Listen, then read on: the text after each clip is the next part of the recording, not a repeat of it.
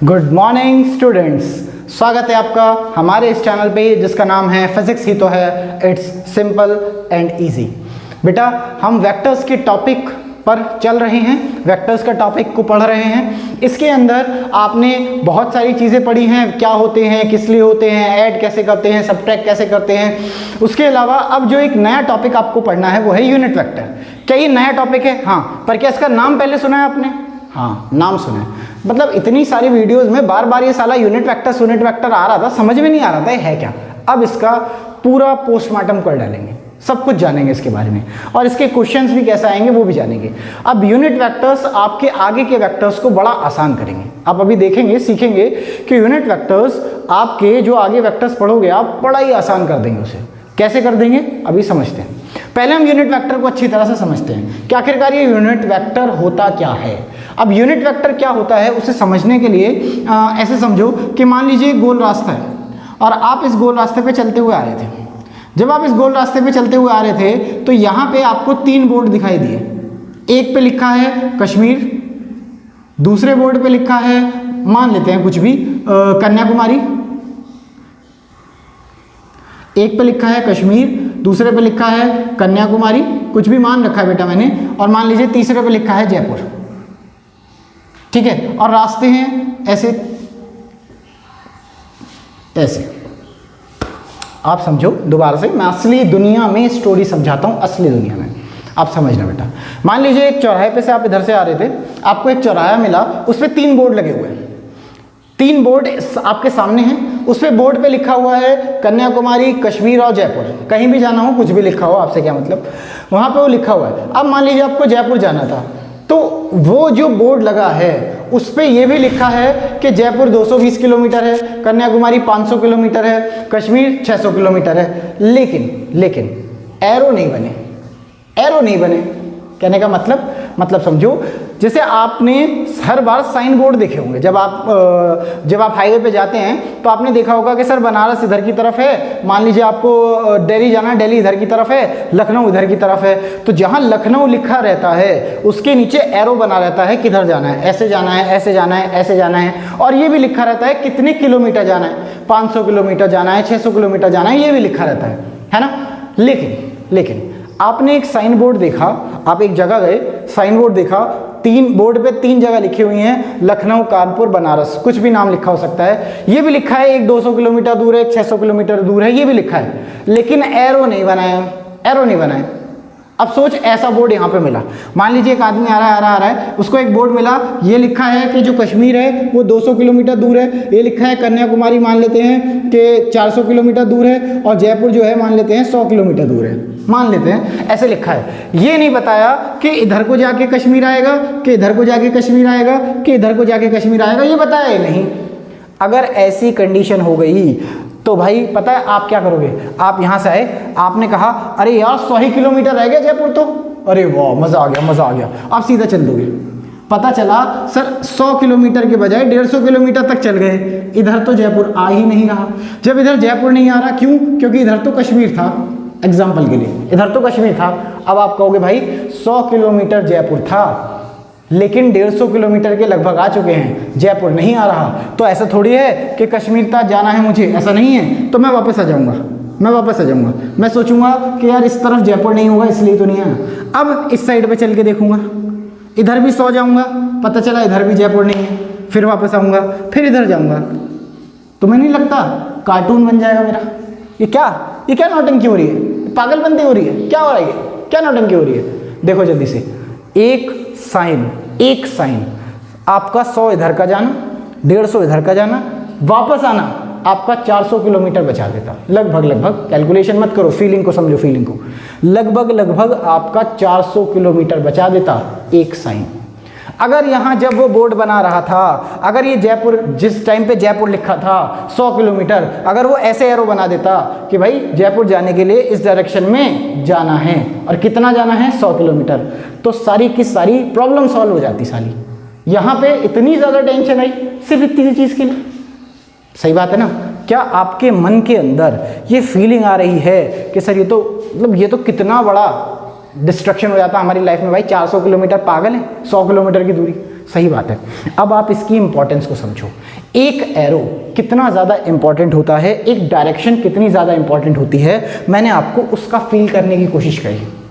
ठीक है, अब आप समझो बेटा, यहाँ पे जब आप पहुँचे, मान लीजिए एक ही बोर्ड था, यस यही बोर्ड था, बस इस पर लिखा था, मान लीजिए यही बोर्ड था, बस इस पर ये लिखा था कि सर जो जयपुर है ना वो 100 किलोमीटर है और इस डायरेक्शन में है, 100 किलोमीटर है और इस वाली डायरेक्शन में है, ये भी लिखा था अब की बार, तब क्या आपको सिर्फ 100 किलोमीटर चलना पड़ेगा? कहना ये चाह रहा हूँ बच्चे, जितना इम्पॉर्टेंट ये बात है कि कितने किलोमीटर दूर है, उससे भी ज़्यादा इम्पॉर्टेंट ये बात है कि किस डायरेक्शन में है। हाँ, ये भी इम्पॉर्टेंट है कि कितने किलोमीटर है, ये भी इम्पॉर्टेंट है कि किस डायरेक्शन में है। तो बेटा यही तो वेक्टर्स होते हैं, यही वेक्टर होते हैं। ये भी इम्पॉर्टेंट है कि फोर्स है कितनी, जिसे हम मैग्नीट्यूड कहते हैं, 50 है, 100 है, 20 है, 30 है, कितनी। और ये भी इम्पॉर्टेंट है कि डायरेक्शन कहाँ है, ईस्ट है, वेस्ट है, इस साइड है, उस साइड है, किस साइड है, एंगल से बताओ, ईस्ट वेस्ट से बताओ, कैसे भी बताओ, पर है तो इम्पॉर्टेंट। सही बात। आगे देखो बेटा, इसी डायरेक्शंस को सॉल्व करने के लिए अब मैंने कोऑर्डिनेट सिस्टम का सहारा लिया। कोऑर्डिनेट सिस्टम क्या होता है समझा देता हूँ। मान लीजिए ये x है, ये y है, तो बेटा एक बाहर की तरफ z भी होता है ना, ये x, ये y और बाहर की तरफ z।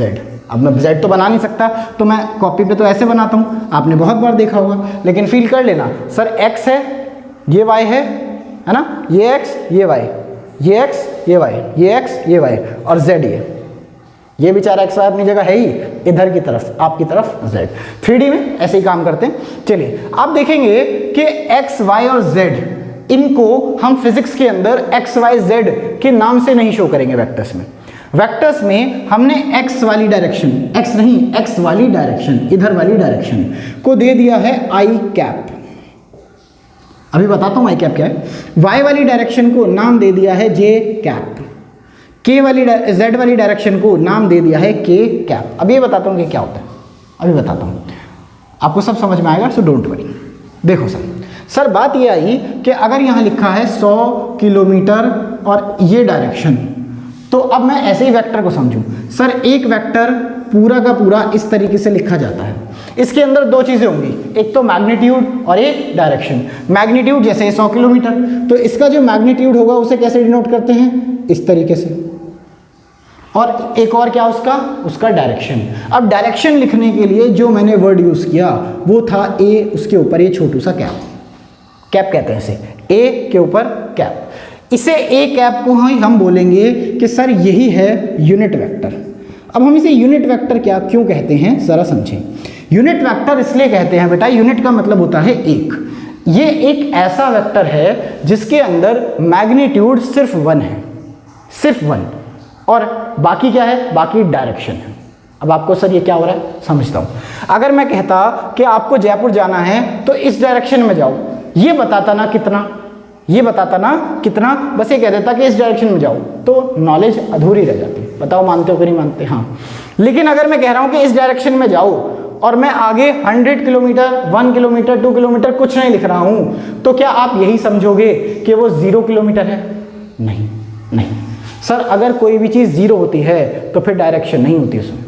अगर किसी भी चीज़ का मैग्नीट्यूड 0 होता है तो फिर उसके अंदर डायरेक्शन नहीं होती। नहीं, आप ऐसे समझो, अगर डायरेक्शन है, सिर्फ डायरेक्शन बतानी है, तो भी आपको उसका मैग्नीट्यूड 1 डालना पड़ेगा। समरी पूरे चीज़ की वो ये फाइनलाइज। सर यूनिट वेक्टर का मतलब है ऐसा वेक्टर जिसके अंदर मैग्नीट्यूड तो 1 हो और बाकी सिर्फ डायरेक्शन हो। अब डायरेक्शन कितनी हो? सर कितनी क्या, डायरेक्शन तो डायरेक्शन होती है, इसमें नापते थोड़ी है डायरेक्शन को, बस बताते हैं इधर है, ऊपर है, कहाँ है, पाए कहीं भी। तो कहने का मतलब है यूनिट वेक्टर्स को अच्छे से समझ लो, यूनिट वेक्टर क्या होता है इसे अच्छे से समझ लो, तब ये आई कैप जे कैप का चक्कर आपको ढंग से समझाता हूँ।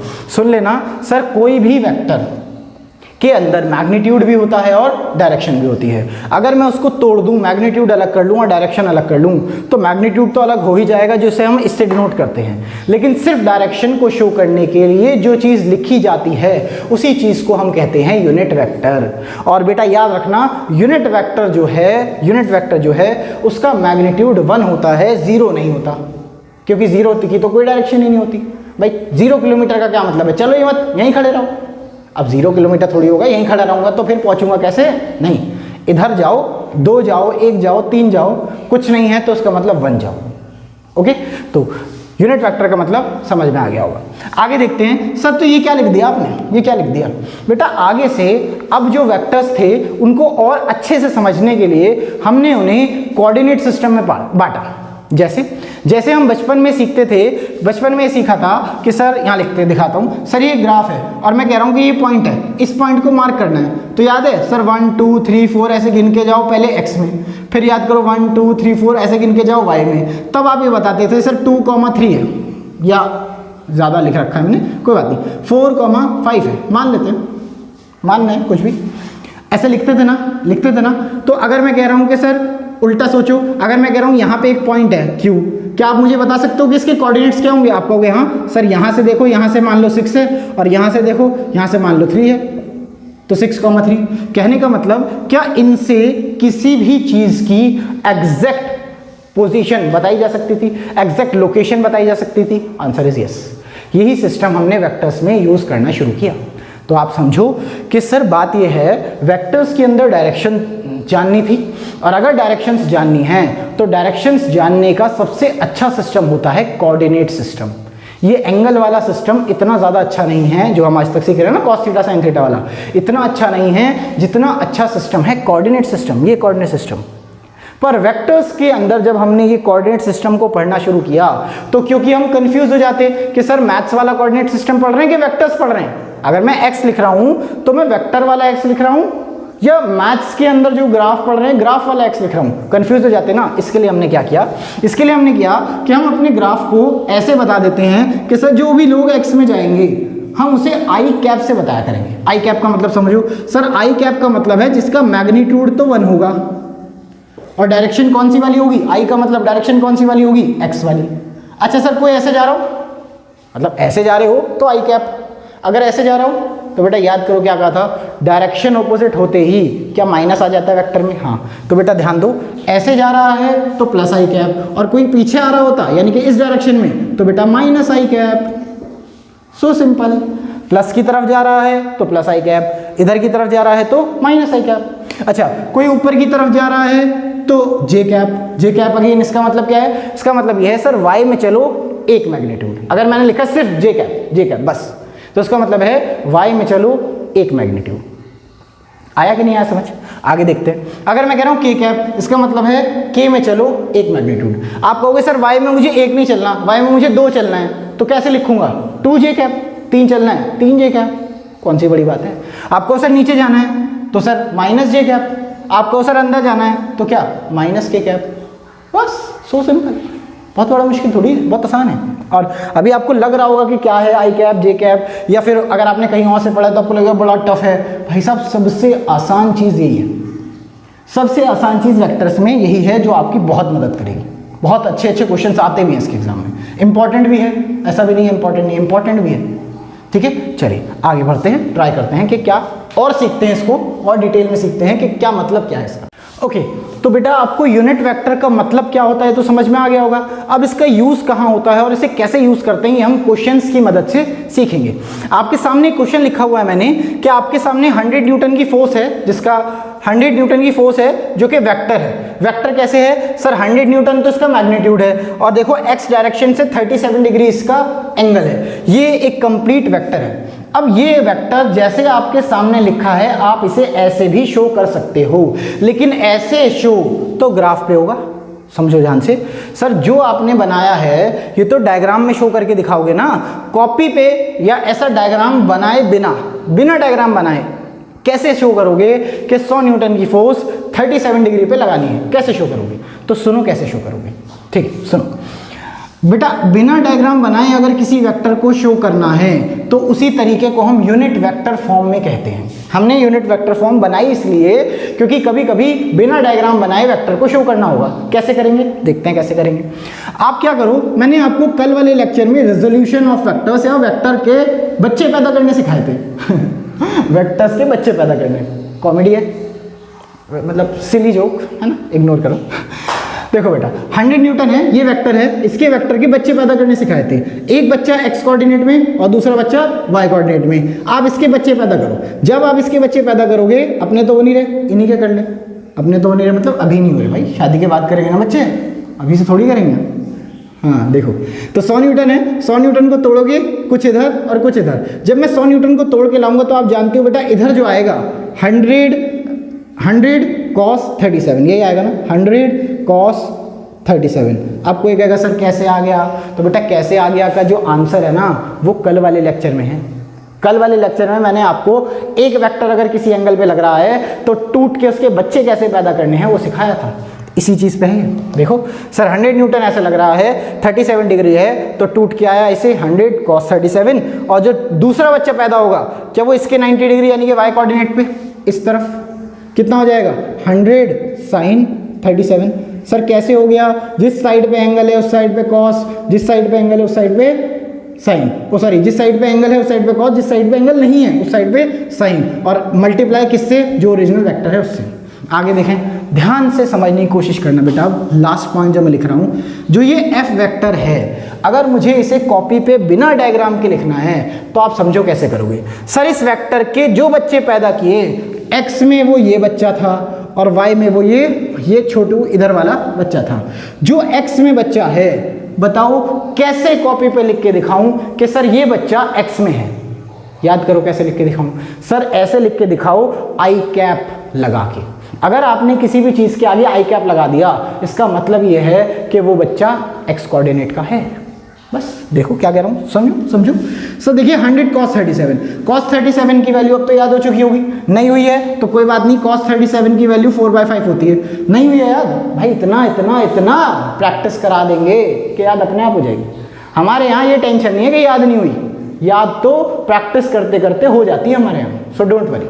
देखिए cos 37 की वैल्यू क्या हो जाएगी, सर cos 37 की वैल्यू हो जाएगी 4/5। आगे देखें, कट आगे, सर 4 से मल्टीप्लाई करके क्या 80 आ जाएगा। हाँ तो सर जब इधर निकाल लो इधर भी निकाल लो। देखें सर y की वैल्यू क्या हो जाएगी, सर y की वैल्यू हो जाएगी 37, 3/5 काट के क्या 60 आ जाएगा। तो यहाँ पे आ जाएगा 80 न्यूटन और यहाँ पे आ जाएगा 60 न्यूटन। अच्छा देखो, क्या ये y कोऑर्डिनेट है, क्या ये x कोऑर्डिनेट है? नहीं नहीं सर देखो, फोर्स का x कोऑर्डिनेट वाला पार्ट है, ध्यान समझो, ये x कोऑर्डिनेट नहीं है, ये फोर्स का वो वाला बच्चा है या वो वाला पार्ट है जो x में लग रहा है तो फोर्स ही, देखो 80 न्यूटन है तो फोर्स ही। तो आप इसे x नहीं लिखेंगे, अब हम इसे x नहीं लिखेंगे, तो मैंने आपको समझाने के लिए लिख दिया था। हम लिखेंगे f का x वाला पार्ट, हम लिखेंगे 80 न्यूटन क्या है, f का x वाला पार्ट, ऐसे लिखेंगे, ठीक है। ऐसे ये क्या है, सर ये y नहीं है, हाँ गलत, क्या है, f का y वाला पार्ट। आगे समझ। अब देख सर, एक वेक्टर f वेक्टर को मैं यूनिट वेक्टर की फॉर्म में लिखना चाहता हूं, इसका मतलब होता है i j k की टर्म्स की फॉर्म में लिखो। कैसे लिखेंगे i j k की टर्म्स में, पहले मुझे ये पता होना चाहिए कि x डायरेक्शन में कितना है। तो बेटा जो बच्चा x डायरेक्शन में आ चुका है उतना ही तो x डायरेक्शन में है। कहने का मतलब ये जो x डायरेक्शन में बच्चा आया है इसे लिखो 80 को, और इसके आगे आई कैप लगा दो। समझ में आया? जब आपने ये लिख दिया तो जो सामने वाला दे रहा होगा, मान लो आपने ये लिख के मुझे दे दिया, तो मैं सामने देख के समझूंगा कि एक ऐसी फोर्स है जिसका एक बच्चा 80 न्यूटन x में लग रहा है, आई कैप का मतलब x में, एक बच्चा 80 न्यूटन x में लग रहा है, मैं देख के समझ जाऊंगा। अब आपको बताना है ना मुझे, आपको तो समझाना है यूनिट वेक्टर फॉर्म, आप समझा रहे हो कि सर एक बच्चा जो x में है उसको आई कैप के साथ लिख दो, x में है। अच्छा प्लस, हमेशा बीच में प्लस आएगा, ठीक है, प्लस। क्या और भी कोई बच्चा है इस फोर्स का एक बच्चा x में है, क्या और भी कोई बच्चा है? हाँ सर एक y में भी तो है इसका बच्चा, ठीक है, तो y में कितना बच्चा है इसका, सर 60। तो सर ठीक है, जो y में इसका बच्चा है उसकी वैल्यू 60 है, पर y में है ना, तो y तो लिखूंगा नहीं, क्या लिखूंगा, वेरी गुड, j लिखूंगा। आ रही थी ना आपके मन से बस? हाँ ओके गाइज, तो नेक्स्ट क्वेश्चन देखते हैं। आपको नेक्स्ट क्वेश्चन देख के और ज़्यादा अच्छी फीलिंग आएगी और ज़्यादा समझ में आएगा। सेकंड क्वेश्चन देखिए, सेकंड क्वेश्चन कुछ वेरिएबल फॉर्म्स में लेते हैं। वेरिएबल फॉर्म मतलब समझ में आएगा। मान लीजिए आपके पास ये कोऑर्डिनेट सिस्टम है, ये एक्स कोऑर्डिनेट, ये वाई कोऑर्डिनेट। आगे से मैं एक्स वाई कोऑर्डिनेट नहीं बनाया करूँगा, आपको खुद फील करना है कि कौन सा सिस्टम है। देखते हैं सर, यहाँ पे ये वेक्टर है r जिसने एंगल बनाया है cos थीटा, आपको इसको यूनिट वेक्टर की फॉर्म में लिखना है। कौन सी बड़ी बात है सर? कौन सी बड़ी बात है? यहाँ 100 की जगह 50 की जगह वैल्यू की जगह आर दे रखा है, तो पहले इस फादर वाले वेक्टर को तोड़ो और इनके बच्चे वेक्टर बनाओ। एक इसका बच्चा वेक्टर आएगा इस डायरेक्शन में जिसकी वैल्यू हो जाएगी आर कॉस थीटा, जिस साइड थीटा है उस side cos, r cos theta. दूसरी वाली साइड में इसके 90 डिग्री वाली साइड में हो जाएगा आर साइन थीटा। समझ में आया कि नहीं आया? यूनिट वेक्टर फॉर्म का मतलब होता है आई जे के की फॉर्म। आई जे के की फॉर्म का मतलब होता है एक्स वाई जेड कोऑर्डिनेट की फॉर्म। अब आई जे की फॉर्म में मुझे ये पता होना चाहिए कि आई में कितना वैल्यू है, जे में कितना वैल्यू है और के में यानी कि जेड में कितना वैल्यू है। जेड तो है ही नहीं सर इसमें, जेड तो है ही नहीं इसमें, तो आपकी क्या गलती है? जेड नहीं है तो नहीं है, तो नहीं है, आप आई जे लिख दो। चलो लिखते हैं। सर मैं आर वेक्टर जो आपके सामने है इस तरीके से तो बना ही सकता हूं, लेकिन मैं चाहूं तो इन्हें तोड़ के भी बना सकता हूं। फिर ये ऐसे लिखा जाएगा कि सर एक्स में इसका जो हिस्सा है, जो इसका पार्ट है, जो इसका बच्चा है वो है r cos theta i cap, plus j में जो इसका छोटू सा बच्चा है वो है r cos theta j cap. बताओ आया कि नहीं आया? अब ध्यान से सुनना बेटा, ये जो पूरा का पूरा लिखा है, ये जो पूरा का पूरा लिखा है, मन में सोच के बताओ, ये आर वेक्टर का मैग्नीट्यूड है, यानी कि सिर्फ वैल्यू है 1 2 3 4, ये सिर्फ वैल्यू है कि सिर्फ यूनिट वेक्टर है। यूनिट वेक्टर का मतलब होता है सिर्फ डायरेक्शन। सोच के बताओ, ये वाली जो चीज़ है जो यहाँ पे, यहाँ से यहाँ तक पूरा, ये जो पूरा लिखा है ये मैग्नीट्यूड है कि यूनिट वेक्टर यानी कि सिर्फ डायरेक्शन है कि ये पूरा वेक्टर है? सोच के बताओ सर, ये पूरा का पूरा वेक्टर है। देखो जल्दी से सर, एक वेक्टर दो चीज़ों से बनता है, उसका मैग्नीट्यूड और उसकी डायरेक्शन। जो सामने लिखा है ये पूरा का पूरा वेक्टर है, पूरा का पूरा वेक्टर। ना तो ये यूनिट वेक्टर है आर का, यूनिट वेक्टर की फॉर्म अलग बात और यूनिट वेक्टर अलग बात। जरा सुन लेना, यूनिट वेक्टर का मतलब होता है सिर्फ डायरेक्शन, पर यूनिट वेक्टर की फॉर्म का मतलब होता है आई कैप जे कैप के कैप की टर्म्स में लिखना। तो दोनों में अलग है बेटा, दोनों अलग अलग बातें हैं। तो मैं ये पूछ रहा हूं कि आर वेक्टर का यूनिट वेक्टर है ये? क्या आर वेक्टर का मैग्नीट्यूड है ये? क्या आर वेक्टर पूरा का पूरा मैग्नीट्यूड और डायरेक्शन दोनों मिला के है ये? हाँ वही है। बता समझ आया कि नहीं आया? अगर समझ में आ गया तो अब आपसे कोई ये भी पूछेगा, ये आपके पास आ ही चुका है, ये आपके पास आ ही चुका है, तो आपको इसका मैग्नीट्यूड बताना है, यानी कि आपको अब इसका आर मैग्नीट्यूड, इसकी वैल्यू बतानी है। समझ में आया? आपके पास एक गिवन है, आपको इसका मैग्नीट्यूड बताना है। ठीक है, पहले आप इधर देखें। सर अगर मैं कह रहा हूं कि ये वेक्टर है और ये वेक्टर का जो लाइन है, जो लंबाई है, इसको मैं आर से दिखा रहा हूं, तो समझ लेना बेटा इसका मैग्नीट्यूड आर ही है। समझ में नहीं आया सर क्या कह रहे हो? कोई दिक्कत नहीं, मैग्नीट्यूड बताना है। कैसे बताते हैं मैं बताता हूं, जरा सीखो और समझो। सर किसी भी यूनिट वेक्टर की फॉर्म में अगर कोई वेक्टर लिखा हो तो उसका मैग्नीट्यूड निकालने के लिए जो आई के साथ है उसका और जो जे के साथ है उसका, दोनों का स्क्वायर कर दो, दोनों का स्क्वायर करके प्लस करके अंडर रूट कर दो। कहने का मतलब ये हो जाएगा सर आर का अगर मैग्नीट्यूड निकालना है तो एक्स डायरेक्शन में क्या है, ये देखो आई के साथ क्या है, आर कॉस थीटा, इसका स्क्वायर कर दो प्लस लगा दो। जो जे के साथ है या जो वाई डायरेक्शन में है उसको भी ले लो, उसका भी स्क्वायर कर दो। एक सेकेंड, कुछ गड़बड़ हो गई शायद।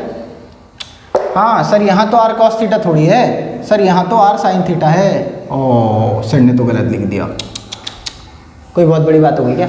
अरे उतारने में कन्फ्यूजन हो गया था, पर समझ तो गए थे, था तो सही था, इसलिए ज़्यादा घबराने का नहीं। अच्छा, आर कॉस थीटा का स्क्वायर करना है, अगले वाले का स्क्वायर करना है आर साइन थीटा का स्क्वायर। कोई दिक्कत तो नहीं है? इसका अंडर रूट। ये क्या कह दिया सर? बड़ा आसान है, बड़ा आसान है। कोई वेक्टर आपके सामने लिखा हो आई जे के की टर्म्स में, तो इसको कहा जाता है उस वेक्टर की यूनिट वेक्टर फॉर्म। आपको उसके वेक्टर का सिर्फ मैग्नीट्यूड बताना है, तो क्या करो, जो आई के साथ है उसका स्क्वायर, जो जे के साथ है उसका स्क्वायर। अब यहाँ के साथ नहीं है, लेकिन अगर के साथ भी होता तो के साथ जो भी है उसका स्क्वायर और पूरे का अंडर रूट। आंसर। क्या इसे याद करना है आपको? क्या फॉर्मूला याद करना है? नहीं। क्या समझ के रखना है? हाँ। आगे से जो क्वेश्चन आएगा वो ऐसे लिखा होगा यूनिट वेक्टर की फॉर्म में, आपसे कहेगा मैग्नीट्यूड बताओ, तो ऐसे बताएंगे मैग्नीट्यूड। चलिए सॉल्व करके देखते हैं सर हल्का सा। अगर मैं इसे इधर की तरफ सॉल्व करता हूँ, नीचे की तरफ साफ नहीं रहेगा सर। देखिए अगर मैं स्क्वायर करूंगा तो r square cos square theta plus r square sine square theta, तो क्या आ जाएगा सर, आर का magnitude is equal to r square cos square theta plus r square sine square theta और इस पूरे का अंडर रूट। क्या बेटा आर स्क्वायर कॉमन ले लूंगा तो अंदर क्या बचेगा, cos square theta plus sign square theta. Cos square theta sine square theta क्या 1 होता है? तो क्या आर मैग्नीट्यूड आ जाएगा आर का स्क्वायर का अंडर रूट, कैसे कट जाएगा, तो आर आ जाएगा बस। तो ये तो आना ही था, ये तो पहले ही आना था, पता तो मुझे पहले ही था ही। ठीक है, समझ में आ गया। चलिए समझेंगे, आपने सिर्फ इतना समझना है, अगर यूनिट वेक्टर लिखा हो और मैग्नीट्यूड पूछ ले तो कैसे निकालते हैं। ठीक है, समझ में आ गया हो तो वेल एंड गुड, नहीं तो ये वाला क्वेश्चन सिर्फ ये बताने का था, इसे देख के ये बताने का, यूनिट वेक्टर फॉर्म बताने का। अगला जो चीज़ मैंने सिखाई है वो ये चीज़ कि सर ये तो वेक्टर है, इसमें मैग्नीट्यूड भी है और डायरेक्शन भी है। अगर मुझे इसकी सिर्फ मैग्नीट्यूड चाहिए तो क्या करो, आई के साथ जो भी लिखा है उसका स्क्वायर प्लस जे के साथ जो भी लिखा है उसका स्क्वायर प्लस के साथ जो भी लिखा है उसका स्क्वायर और तीनों का जोड़ के अंडर रूट, आंसर आ जाता है। इसका क्वेश्चन अब करते हैं नेक्स्ट में, कॉपरेट। ओके, सो आपको पिछला क्वेश्चन आई थिंक समझ में आया होगा। अब इस क्वेश्चन पे ध्यान से देखना और सीखने की कोशिश करना कि मैं क्या सिखाना चाहता हूँ। बेटा क्वेश्चन सामने लिखा है कि एक वेक्टर है ए वेक्टर, जिसकी वैल्यू दे रखी है 5i cap plus 3j cap minus 2k cap. Sir ये माइनस कैसे आया? बेटा माइनस भी आ सकता है, अगर कोई प्लस बाहर आ रहा है तो प्लस के कैप, लेकिन अगर कोई अंदर की तरफ जा रहा होता तो माइनस के कैप। तो यहाँ पे ऐसा ही कुछ रहा होगा, आपसे मतलब नहीं क्या रहा होगा, आपके सामने वेक्टर लिखा है, क्या ये कंप्लीट वेक्टर है, क्या ये कंप्लीट वेक्टर है या फिर ये मैग्नीट्यूड है? सर अगर आई जे के कैप की फॉर्म में है कोई भी चीज तो वो कंप्लीट वेक्टर होती है। ऐसा नहीं है कि सिर्फ मैग्नीट्यूड है, ऐसा नहीं है कि वो सिर्फ डायरेक्शन है, वो कंप्लीट है। अगर वो कंप्लीट है, अब वो पूछ क्या रहा है, वो आपसे पूछ रहा है अगर ये कंप्लीट है तो मैग्नीट्यूड बताओ क्या होगा। तो बेटा मैंने अभी बताया था आपको कि सर अगर आपको मैग्नीट्यूड बताना है तो जो आई के साथ है उसका स्क्वायर, जो के जे के साथ है उसका स्क्वायर, जो के साथ है उसका स्क्वायर, तीनों को जोड़ो, अंडर रूट निकालो, आंसर पाओ। ठीक है, देखें सर जो आई के साथ है उसका स्क्वायर 25 प्लस जो जे के साथ है उसका स्क्वायर 9 प्लस 2 का स्क्वायर, बेटा प्लस हो जाएगा ना 4, -2 है पर प्लस हो जाएगा प्लस 4 अंडर रूट। सर ये कितना आ जाएगा सर 35 34 34 और 4 38 अंडर रूट 38, बस आंसर, यही आंसर है, ये छोटू सा। बताओ आया कि नहीं आया, समझ आ गया होगा। एक और चीज़ पूछ रहा है वो ए कैप, अब समझना बेटा ध्यान से, एग्जाम में ये बहुत ज़्यादा आता है। वो आपको एक वेक्टर दे देगा यूनिट वेक्टर की फॉर्म में जैसे दे रखा है और आपसे कहेगा कि इस वेक्टर का यूनिट वेक्टर बताओ, ये जो वेक्टर ए लिखा है इसका यूनिट वेक्टर बताओ। बहुत सारे बच्चे तो यही समझते हैं कि सर आई जे के लिखा है तो यही यूनिट वेक्टर है। अबे नहीं, आई जे के अपने आप में यूनिट वेक्टर हैं, पर आई जे के की टर्म्स में ए वेक्टर लिखा है तो वो तो पूरा कंप्लीट वेक्टर है। इसके अंदर से मैग्नीट्यूड अलग करना है तो ये कर लिया, अब इसके अंदर से डायरेक्शन भी अलग करनी है आपको। अब वो डायरेक्शन कैसे निकालेंगे वो सीखते हैं, बड़ा आसान है, मुश्किल नहीं है। ज़रा देखो सर, क्या मैं ये कह सकता हूँ एक वेक्टर दो चीज़ों से बनता है, एक तो उसका मैग्नीट्यूड और एक उसकी डायरेक्शन, ऐसे ही तो लिखते हैं। अगर मुझे सिर्फ ये निकालना है, सिर्फ ये, तो क्या मैं इसे डिवाइड में ले जाऊँ? आप कहोगे हाँ, तो ध्यान दो बेटा, क्या अगर मैं इसे ऐसे लिखते हैं सर, अगर मैं इसे डिवाइड में ले गया, ये इधर लिख लिया मैंने, ये इधर लिख लिया मैंने, ये हो जाएगा सर ए वेक्टर अपॉन में ए वेक्टर का मैग्नीट्यूड, होगा कि नहीं होगा? देखो अगर ए कैप निकालना है, ये नीचे ले गया तो ये बचा, समझ में आ गया। चलिए देखें, तो क्या आपको ए कैप निकालना था? आप कहोगे हाँ। देखो इसका फॉर्मूला क्या बन गया कि सर जो वेक्टर है उसे डिवाइड कर दो मैग्नीट्यूड से, कैप आ जाएगा। चलिए कोशिश करते हैं, यहाँ कोशिश करते हैं। सर वेक्टर क्या है, 5i cap plus 3j cap minus 2k cap. A cap निकालना था, ऊपर लिखा जाएगा वेक्टर, यानी कि पूरा का पूरा 5i cap plus 3j cap minus 2k cap, और डिवाइड में आएगा पूरा का मैग्नीट्यूड, यानी कि अंडर रूट 38। आया कि नहीं आया समझ?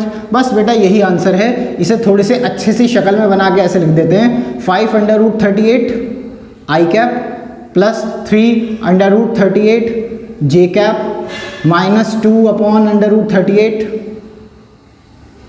के कैप। आंसर यही है यूनिट वेक्टर।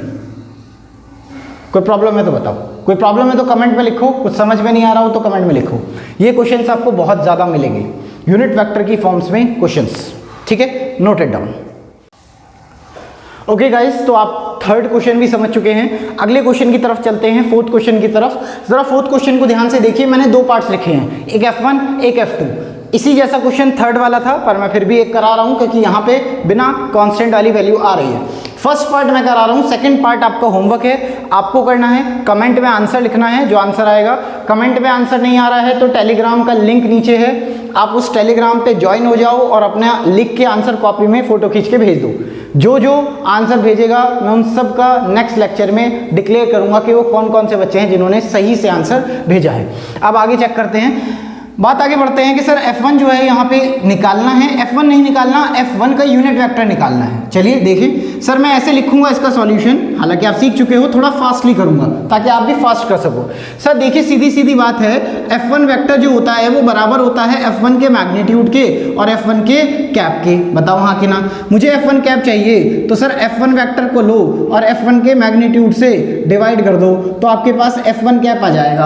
अब बार बार ये चीज़ प्रूफ करने की जरूरत नहीं है, जब भी वो कहे एफ कैप निकालो, आप वेक्टर को उठा के उसके मैग्नीट्यूड से डिवाइड कर दो। बार बार थोड़ी एक ही कॉन्सेप्ट सीखेंगे, ठीक है सर। अच्छा, मैग्नीट्यूड से डिवाइड करना है तो मैं F1 cap is equal to F1 vector, vector क्या ये पूरा है? हाँ सर, तो पूरा लिख लेता हूँ sir, I cap plus 2 J cap plus 4 K cap, है ना, अपॉन में क्या है सर? मैग्नीट्यूड। मैग्नीट्यूड कैसे निकलेगा? यहीं से देखते हैं सर, मैग्नीट्यूड कैसे लिखेगा? इसके आगे का स्क्वायर, J के आगे का स्क्वायर प्लस K के आगे का स्क्वायर का अंडर रूट। देखिए I के आगे तो कुछ नहीं है बेटा, कुछ नहीं है तो 1 है ना, हाँ, तो क्या 1 का स्क्वायर प्लस 2 का स्क्वायर प्लस 4 का स्क्वायर, 16 प्लस 4 20 और 1 21, तो अंडर रूट 21। तो बेटा F1 कैप आ जाएगा sir I cap 1 upon under root 21। बताओ नहीं आया क्या समझ? आया समझ में? कोई मुश्किल बात थोड़ी है। आगे देखें, plus 2 upon under root 21 J cap plus 4 upon under root 21 K cap. Answer कोई दिक्कत? कोई दिक्कत नहीं, बड़ा आसान है, पिछली बार भी यही कराया था। नेक्स्ट वाला पार्ट खुद करिएगा, मेरे को टेलीग्राम पे सेंड करिए फोटो खींच के, नहीं तो आप कमेंट में आंसर लिखिए, ठीक है, और मैं आपको तभी नाम डिक्लेयर करूंगा नेक्स्ट वीडियो में। चलिए आगे बढ़ते हैं। ओके गाइस, तो आपको फोर्थ क्वेश्चन भी समझ में आ गया होगा। अब देखिए नेक्स्ट क्वेश्चन की तरफ चलते हैं, फिफ्थ क्वेश्चन। इसके अंदर भी मैंने दो पार्ट लिखे हैं, एक फर्स्ट एक सेकंड। फर्स्ट वाला मैं कराता हूँ, सेकंड वाला क्वेश्चन आप खुद होमवर्क में सॉल्व करेंगे और फिर मुझे कमेंट में या फिर टेलीग्राम पे आंसर बताएंगे। देखिए सर, इसके अंदर क्या लिखा है, आपको यूनिट वेक्टर की फॉर्म में बताना है, लेकिन F1 दे रखा है 30 न्यूटन का, ये दे रखा है 37 डिग्री। याद करो ये क्या है, याद करो ये क्या है, नॉर्थ ऑफ ईस्ट। याद करो, मैंने डायरेक्शन सेंस का एक लेक्चर लिया था, डायरेक्शन सेंस। अगर आपको डायरेक्शन सेंस नहीं आती है, ये कैसे लिखा है नॉर्थ ऑफ ईस्ट, इसे कैसे सॉल्व करते हैं, प्लेलिस्ट में जाइए, फर्स्ट सेकंड चैप्टर वाली प्लेलिस्ट में जाइए, वहाँ पे डायरेक्शन सेंस का एक वीडियो है, सिर्फ एक वीडियो है डायरेक्शन सेंस का। एक वीडियो देखते ही आप सारी डायरेक्शंस को अच्छी तरह समझ जाओगे, कौन सी साउथ ईस्ट होती है, कौन सी साउथ वेस्ट होता है, सब आप एक साथ जान जाओगे। चलिए, आई होप सो आप वो देख लेंगे वीडियो प्लेलिस्ट में जाके। अभी हम आगे बढ़ते हैं। Sir 30 Newton 37 degree north of east आपके पास ये है। अगर आपको इसे सॉल्व करना है तो कैसे करें, देखिए सॉल्यूशन शुरू करते हैं। सर सॉल्यूशन ऐसे करेंगे, तो पहले हम बना लेते हैं, ईस्ट वेस्ट नॉर्थ साउथ बना लेते हैं। ये जानते हैं सर ईस्ट, ये जानते हैं दूसरी तरफ वेस्ट, ये जानते हैं नॉर्थ और ये जानते हैं साउथ इंडियन फिल्म्स नीचे की तरफ होती हैं साउथ। आगे देखें सर, F1 है 30 Newton north of east. 30 Newton बड़ी बात नहीं है, ये बड़ी बात है, नॉर्थ ऑफ ईस्ट। याद करिए नॉर्थ ऑफ ईस्ट कैसे निकालते थे। नॉर्थ ऑफ ईस्ट यानी कि नॉर्थ और ईस्ट इनके बीच में आएगा। देखो याद करो, मैंने आपको बताया था जो भी आगे है नॉर्थ ऑफ ईस्ट, जो भी आगे है उसमें बैठ जाओ और नॉर्थ की तरफ चल दो। बेटा ये टेक्निक है, कोई और नहीं सिखा पाएगा आपको। ये टेक्निक है याद रखने की। बताने के लिए तो बहुत सारे बताते हैं, नॉर्थ ऑफ ईस्ट मतलब ईस्ट से नॉर्थ की तरफ। अरे यार हटाओ ना, देसी भाषा में आसानी से समझेंगे, फील लेके समझेंगे। देखें सर, नॉर्थ ऑफ ईस्ट का मतलब है आगे वाले पे बैठ जाओ, पिछले की तरफ चल दो, बस उल्टा चलना। देखें सर, ईस्ट पे बैठ जाओ, नॉर्थ की तरफ चल दो। अच्छा चलना कितना है, लिखा तो है कितना चलना है, 37 डिग्री। ईस्ट पे बैठे नॉर्थ की तरफ चल दिए। अच्छा कितना चलना है, 37 डिग्री। 37 डिग्री। यूट्यूब पे बहुत सारी वीडियोस देखी है मैंने, ये तो बताया है बहुत सारी वीडियोस में कि भाई नॉर्थ ऑफ ईस्ट का मतलब क्या है, ईस्ट से नॉर्थ की तरफ, नॉर्थ से ईस्ट की तरफ, ये तो बहुत सारे बताया। पर सॉल्व कैसे करें, एक्चुअल एग्जाम में कैसे परफॉर्म करें, फर्स्ट कैसे परफॉर्म करें, ये है वो चीज़ें। प्रैक्टिस करेंगे, देखो पहले पढ़ाया था, आज रिवाइज हो रहा है, प्रैक्टिस करेंगे ये भी आ जाएगा।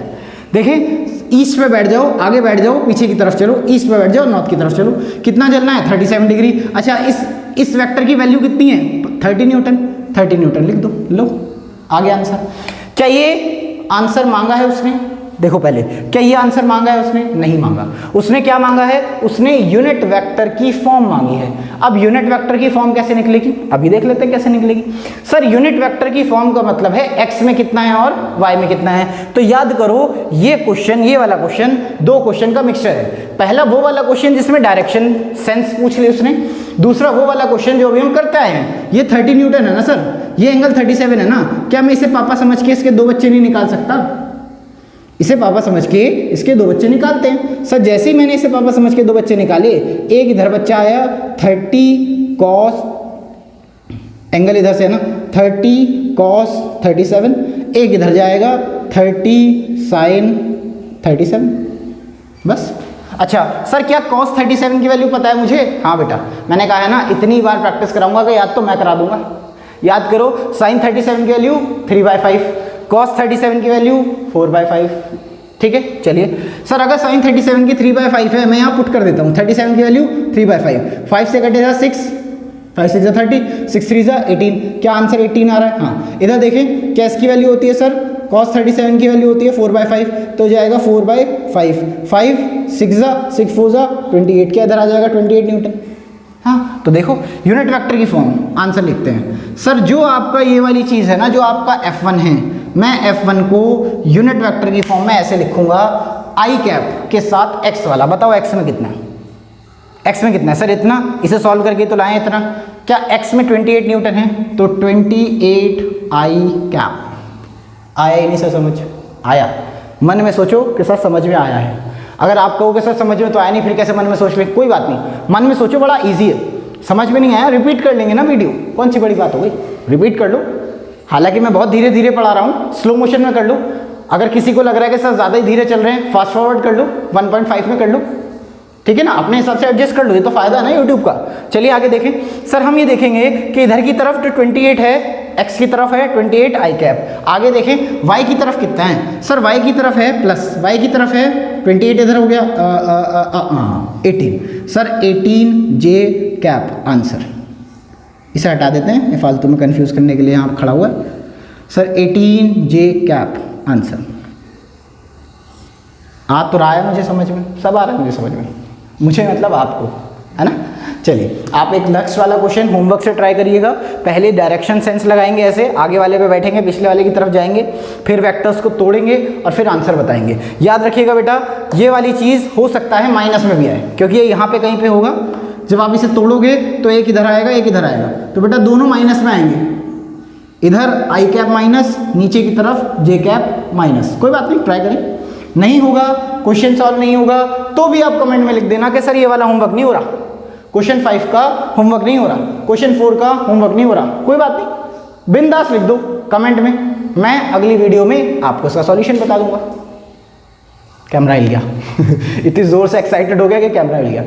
खैर कोई प्रॉब्लम है तो बताओ, समझ में आ गया ना सबको। चलिए तो आज के लिए इतना ही रखते हैं। 1 मिनट सब्सक्राइब कर लेना ना, हाँ सब्सक्राइब करें, लाइक करें, शेयर करें अपने दोस्तों के साथ। तब तक के लिए जय हिंद।